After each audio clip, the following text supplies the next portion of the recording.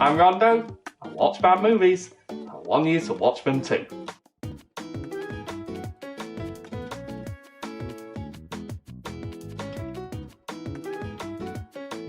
Today's target, 1994's Street Fighter. Quick, change the channel! No, wait! Just stick with me on this.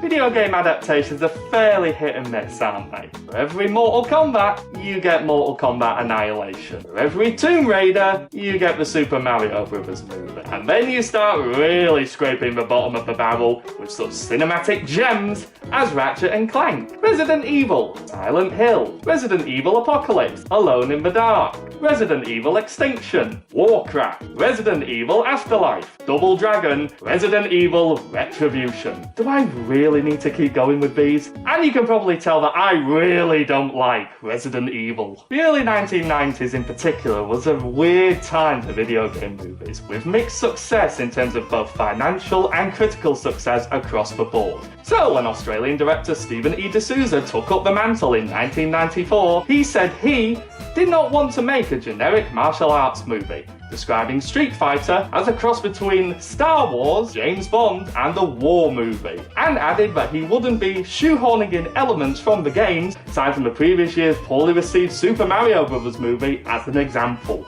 Yeah, he sticks to this promise in spades, believe me.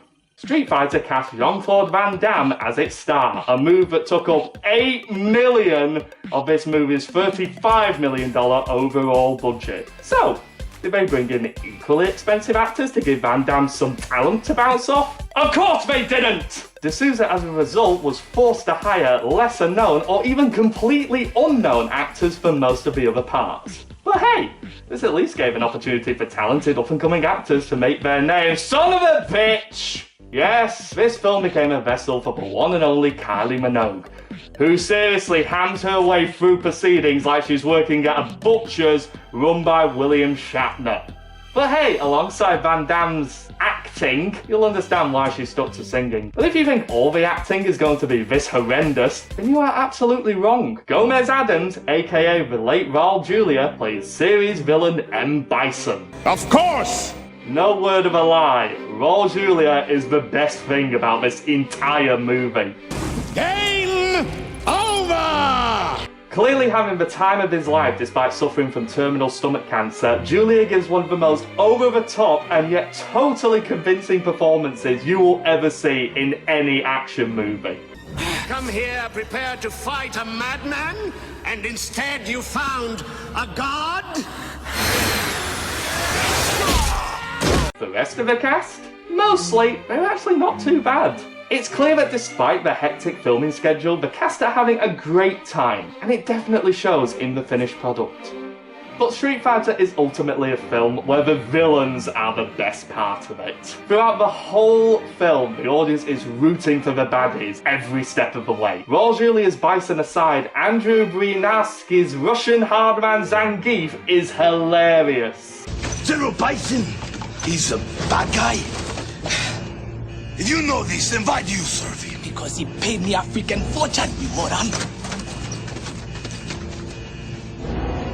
You got paid?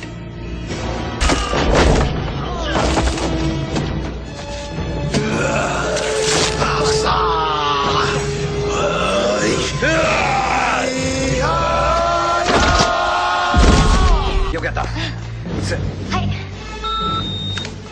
人質の居所を探すんだ。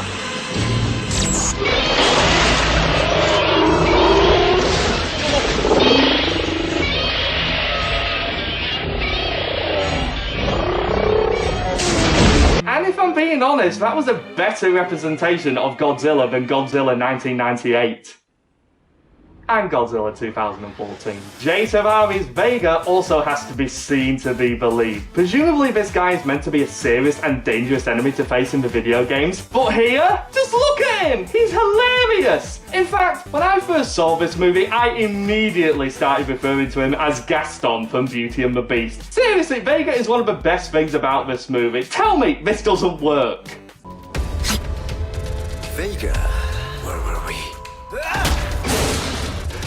Oh, that stings. Oh, you bitch! And I just got my makeup right.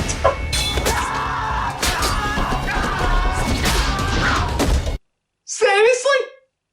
That's how he dies? The most flamboyant and over-the-top character in the whole movie, next to M Bison. And he goes out like that? Ooh.